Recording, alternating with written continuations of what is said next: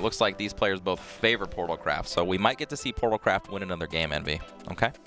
I want somebody to try Haven or Dragon or something different. This Portalcraft stuff's not working out, man. Pick something else. Not working out. Steer the ship in a different direction. I still want to see Havencraft. I think Havencraft's great. I mean, you've got Gemstone Carapaces. Okay, if we're talking about the new bronze cards, you've got like just awesome stat lines in the lower end of the curve. Okay, no Havencraft. This will probably be Swordcraft Sword again. or Dragon. Yeah. Hopefully, it'll probably be Sword, but hopefully it's Dragon. 3, 2, 1. Please be Runecraft.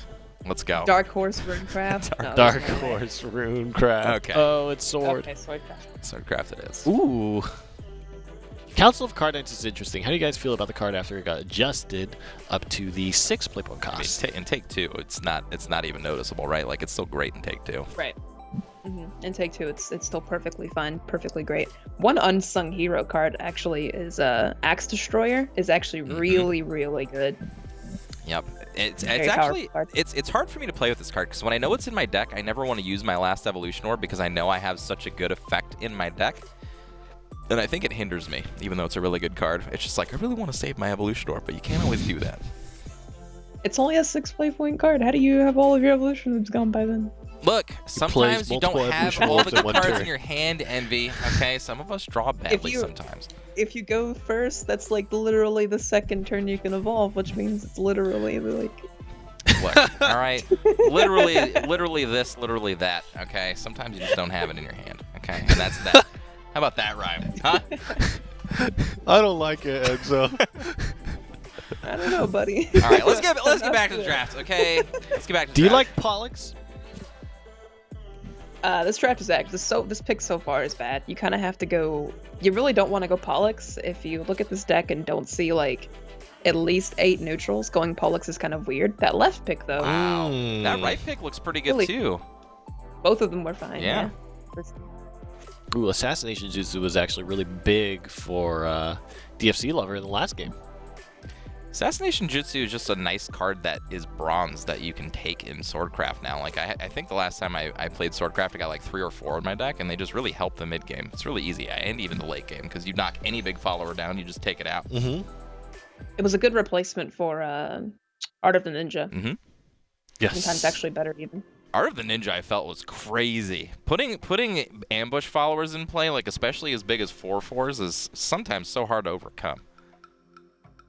I'm glad ambush is not a big thing in the game anymore. I hate ambush. Ambush. It's a mechanic that's pretty frustrating. I do want to like notice that we saw DFC have like a really good draft with Swordcraft. Like we saw like really good cards almost every time. And Trickster's getting the opposite of that. He's seen like 7 Polluxes so far. He's seen like a 13 Unsheathed Blades, and he's just getting like the look at this curve. Look how bumpy his curve is, right? This is like what you don't want at Swordcraft. Making a roller coaster impression. Oh, Roland. Here Definitely we go. Gotta pick Roland. Every time. Totally gotta pick Roland. Every time. Next to a dead RTA. Yeah. Aw. The Solid round advice, table Exo. assembly is always alive. There's always the one guy who calls it, at least. Yeah. Gotta have it. He doesn't really go onto the board, but there's always the one guy saying, "Everybody, Yeah. where are you?" And we missed it a little bit, but FENHYR is on Forest, so we are going to get to see Forestcraft again, and this time against Swordcraft. So, no portal. No portal. No portal. Well, Envy, let us know how you feel about Portalcraft after this when we see it not win because it got not picked. Sure. Yeah. Of course. And we're going to jump into the losers finals here. These are the final 3 players. Whoever loses this, out of there, 3rd place. Gone. Get the boot. No more. That's it. I End need of to the get a road. boot. I need a big boot that I can just use. I don't know, like the mechanism I would use. Typically, you put beverages in the boot. Okay. Would I have to drink before I boot somebody? I mean, you could. I guess that's one way. Is that we could okay? do it. Is that okay, guys? Can I drink? Let me know in chat. You can drink healthy things like water and orange juice and smoothies. Okay, smoothies. We'll go with smoothies. Yeah. Yeah. I'm not going to tell you what are in those smoothies, but they will be smoothies.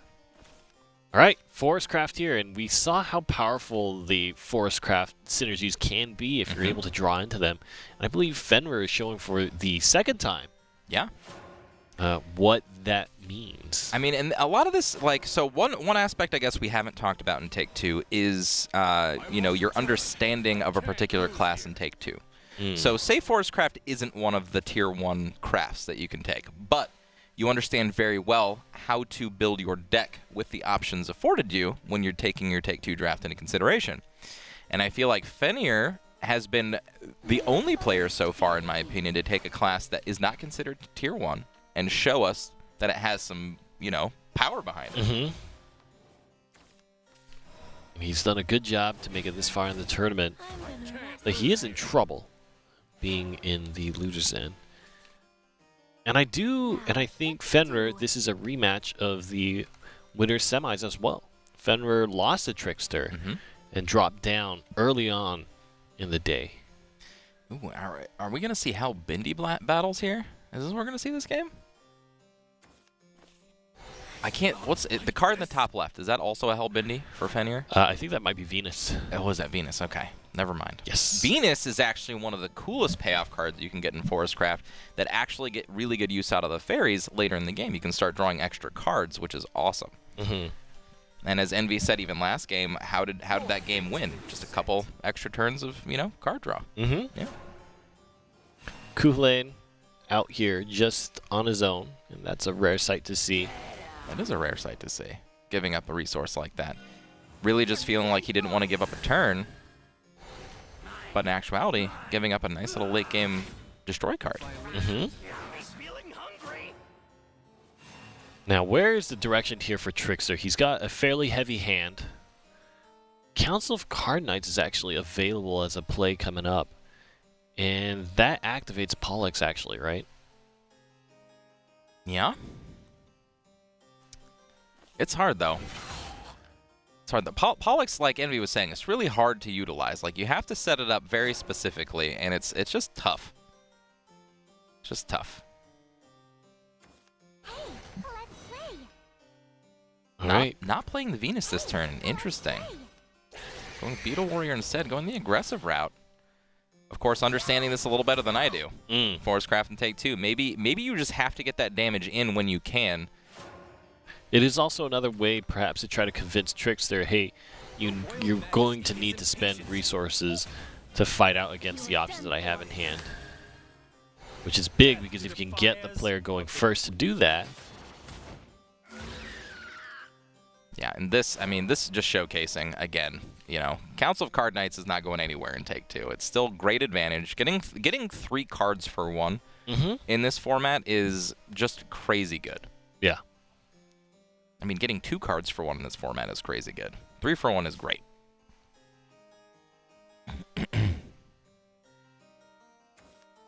And I like the endgame FENHYR has now. He actually has a Jungle Warden to actually push for super late game. He's got Venus to draw some cards.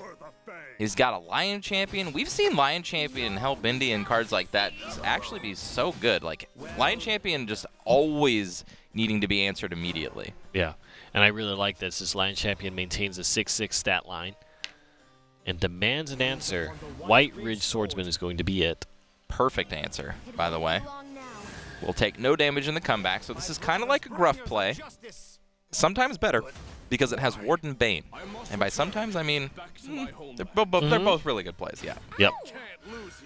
And 2 turns with Bane did force FENHYR to do some very awkward things. Now, looking at FENHYR's hand in the late game, he's got both Zeus and the Jungle Warden, which as a 1-2 punch might just be a little too much for TRICKSTER to handle. Both of them having Ward, both of them having Storm. That's an incredible amount of unmitigated pressure that demands resources for an answer back. So let's talk about that too, when you're understanding how players can actually end the game, right? What have we seen consistently? Like, right, in Swordcraft, we've seen Hero of Antiquity consistently. We've seen Hell Bindi in most decks. It's a really high pick for the neutral gold cards that come up out of the picks. We've seen Zeus quite a bit. These are things that you can take into account over, you know, if you want to get into Take-Two. What are you considering as your end game, or what is your opponent considering as their end game, and start playing around it, and maybe make those tests of strength plays that we saw fall off a little bit earlier. There's a Pollux that does get activated here, and so that's going to be good tempo for TRICKSTER. Being able to have access to a pseudo 3rd evolution orb is huge for him.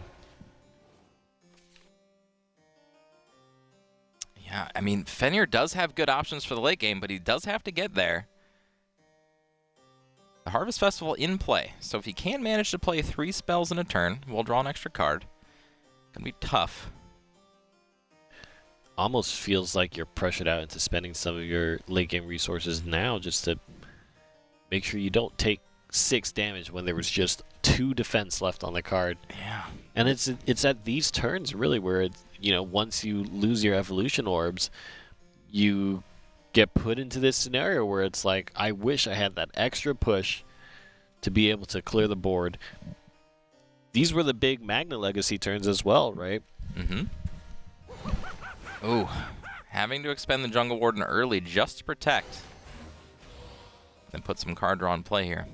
Ooh, that Pitfall. Going to guarantee some kind of removal here. Oh, it's another Pollux. Wow. Does and that the neutral shut is still the in door? play. 6, 7, 8, 9, 10, 11. I don't know. That puts FENHYR in a terribly awkward position. And Hellblindy is still there. Yeah. So was Hero of Antiquity. Man, yeah. we talked about Pollux, but the fact that value that you get, right? Not only is it a follower with a really, really good stat line for what it does. Think about the advantage that Council of Card Knights actually gave Trickster this turn. Mm-hmm. A Bane, a Rush, the ability to draw off of Rabbit Ear, and the ability to gain 2 extra Evolution Orbs this game into Pollux. Like, what a card this game. Yeah, and I don't think FENHYR can come back from this. There's too much. Pollux after Pollux. After Council of Card Knights. Whew. Still has more gas in the chamber. All right. Well, 2 Polluxes in the same exact pose, staring down the board here, and Forestcraft has his back against the wall. Yep. I don't know if there's a way to clear. I don't think so. I mean, Pitfall can definitely take care of something. But after that, I mean, it looks slim. I mean, there are Beetle Warriors in the hand to clear off, you know, some other things. But again, like, you're already at 5. If you can't clear the entire board here, even if you clear the 2 6/2s, you're still looking at 5 damage. You have to clear off more than that. And from what we know with Hellbindy in hand, it's pretty much just guaranteed. You're not going to be able to clear board and stick something in play to soak up that damage. Yeah. This is a tough spot, and that's not going to help. That's not going to help, and it means that Trickster, off the back of 2 Polluxes, one after another, is going to close this game out. Yeah. Not the cards that we assumed would have won this matchup, but Trickster just doing his thing, and everybody BMing today. Oh my gosh. This is a take-2 thing, I think. This is BM Centrals. Yeah, I had to help Bindi. Had this too. You couldn't have even attacked it if you wanted to. Oh man. Nope. The extended BM. Trickster takes the win. I think it's very interesting. Council of Card Knights was so impactful for so many different reasons. Incredible. Just, it really goes to show how impactful stats for cost is, right? I mean, yeah, you get a 3/9 and you just get 3 different activities to do with it, right? You get a Ward, you get a Storm, you get a Bane. And then, especially, apparently, with all of these great, that works with neutral cards.